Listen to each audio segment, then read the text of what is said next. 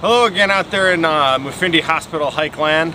We continue our preliminary tour of Chicago by bringing you today the Tour de Reinsdorf in commemoration of the 100th birthday of Mr. Jerry Reinsdorf, the oldest man to ever own an NBA and Major League Basketball franchise at the same time. Baseball. Franchises, of course, being the Chicago White Sox and the Chicago Bulls, respectively. Today, first, we stop at the United Center, which is the home to the Chicago Bulls and the Stanley Cup champion Chicago Blackhawks. And architecturally, this is a bit of a gem in Chicago. It was personally designed by Reinsdorf in 1977 after seeing the film Star Wars. He wanted to beef up the intimidating factor of his team's performance at home, and he wanted to design what he called a Death Star for basketball.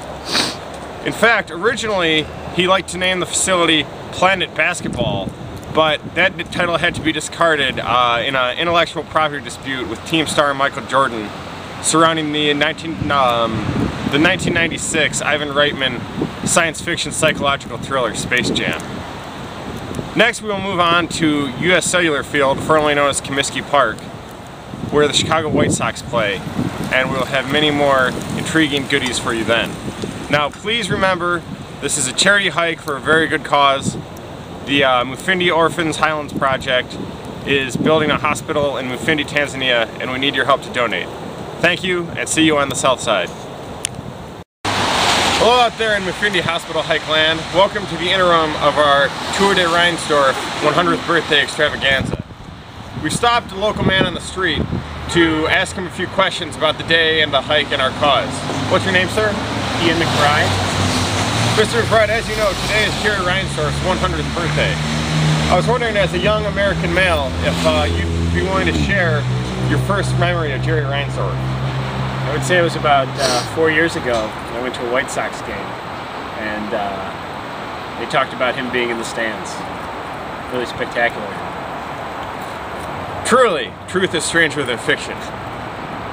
Would you mind sharing also with us, how old were you the first time your parents let you see Space Jam? Probably about 15. Interesting. So, most of you may not know this, but we're attempting a through hike of the Appalachian Trail to finance the construction of a general hospital in Mufindi, Tanzania. Do you know where Tanzania is, sir? I do.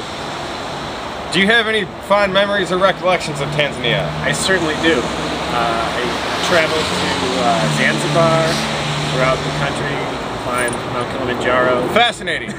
There you have it. The new craze that's taking the country by storm, the Mufindi Hospital hike. Hi, I'm Boots himself, coming to you from just outside USC Field, home of the Chicago White Sox. You know, this park was formerly known as Comiskey Park. Many people mistakenly think that it was named for former White Sox great, the slugger Carlton Fisk. They're of course wrong. It was named for the former owner and AL commissioner, Mr. Jared Comiskey. Now, back in the early 2000s, they had a poll for AL Central fans about which park was the best to watch a game at. Now, USC Field actually came in second to last behind Tiger Stadium, Jacobs Field, Kauffman Stadium in Kansas City, ahead of only the HHH Metrodome in Minneapolis. Now, of course, with any vote, there's controversy because the people in Chicago said the Tiger Stadium should come in last simply because Detroit was such a dive. However, the Twins moved out of the Metrodome caved in, which leaves only USC Field as the most decrepit field in the AL Central. They asked the AL Central Commissioner, Mr. Gary Bettman, if they could re-poll now with new stadiums, you know, they've upgraded some things, and he said to the people of Chicago, no one cares.